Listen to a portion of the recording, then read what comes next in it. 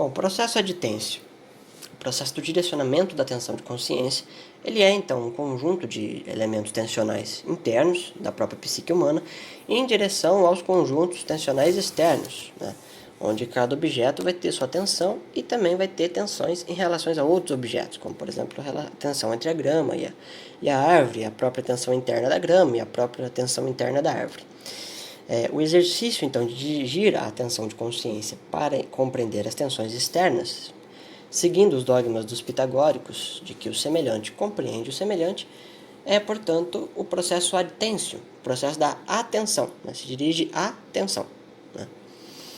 E é o que a gente chama de atenção, no nosso português. É isso. Só que há dois outros elementos basilares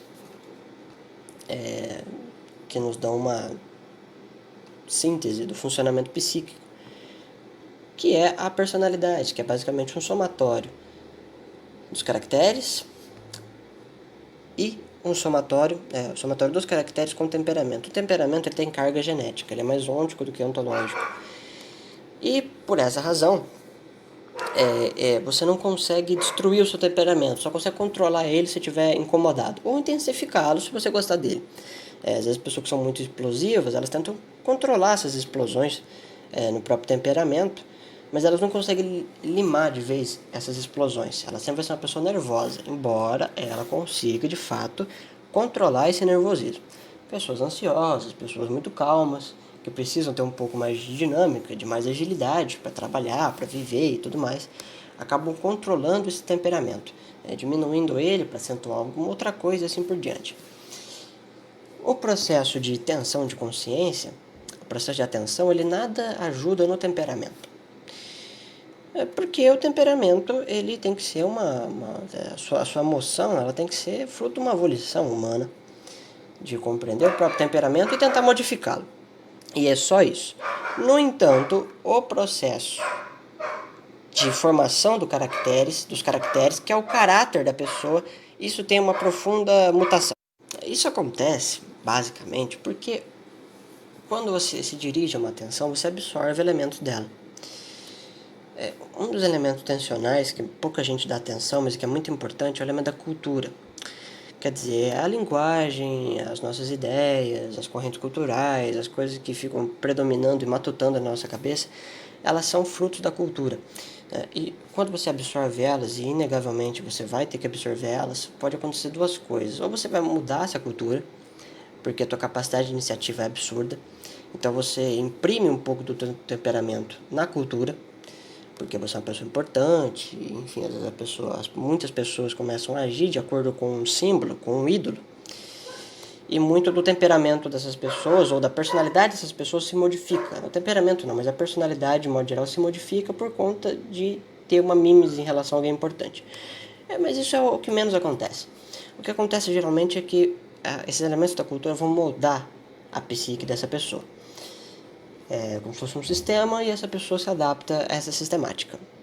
Mas não tem muito o que afirmar além disso, não dá para fazer teoria nenhuma com isso. Só dá para entender que os elementos da cultura são absorvidos pela psique e geralmente moldam essa psique, ensinam uma linguagem para essa psique, ensinam uma hierarquia de valores, o que ela deve perceber, o que ela pode deixar de lado. Isso varia de povo para povo, de cultura para cultura. Esses elementos, linguagem, valores, etc., são elementos que a gente pode chamar de caracteres, o Mário chama de caracteres. Eles entram na psique humana para construir uma estrutura. Já tem uma estrutura dada, mas há outras estruturas que podem vir a posteriori. E essas estruturas a posteriori seriam os caracteres, que na sua conjuntura, como se fossem tijolinhos, vão se formando, vão se construindo e formam o caráter da pessoa. Então, a apreciação que ela tem a respeito dos valores,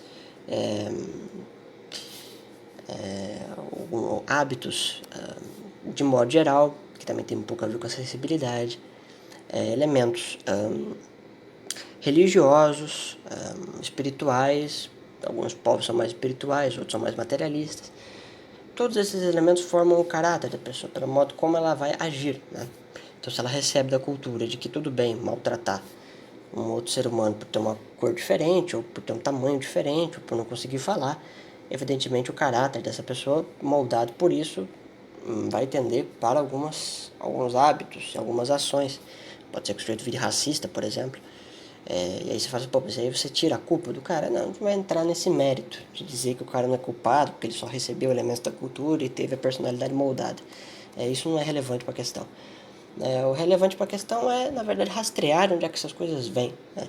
Que inclusive compõe a primeira fase do método filosófico milenar, que chama de anamnese, né? Quando você rastreia a origem das suas ideias para saber o que você está raciocinando. Quer dizer, o sujeito passa uma boa parte do tempo dele pensando assim, olha, eu penso desse modo, eu compreendo assim, esse argumento é consistente, esse argumento refuta esse. Mas de onde é que vem essas ideias que estão na tua cabeça? Fala, mas isso é importante para a busca da verdade? Em verdade, sim. Né? Você não sabe de onde é que essas ideias vêm. Né? Você não sabe de onde é que elas surgem. Né? Então, que domínio que você tem sobre elas se você não as compreende? Em sua totalidade, em sua origem, em sua gênese. Né? Uma vez eu conversei com um rapaz no Cultura Libertária e ele deu... o tipo de discurso dele era comum de um empirista radical. Né? Parecia que eu estava lendo o texto do David Hume. Só que ele não conhecia nenhum dessas frases. Ele não conhecia a origem dessas ideias. Ele nem sabia quem era David Hume, ele não sabia o que era empirismo radical.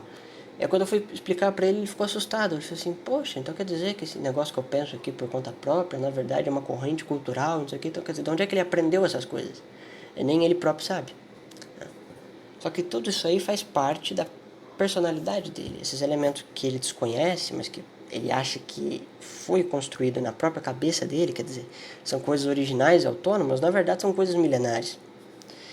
E que na verdade ele não era um pensador tão livre assim quanto ele pensava. Ele julgava ser. Na verdade ele estava sendo controlado por correntes culturais. Pouco importa se elas têm consistência ou não. Né? Mas ele era fruto delas.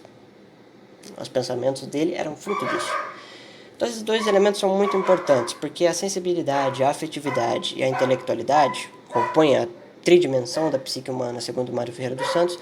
Ela absorve, ela trabalha em conjunto com os elementos da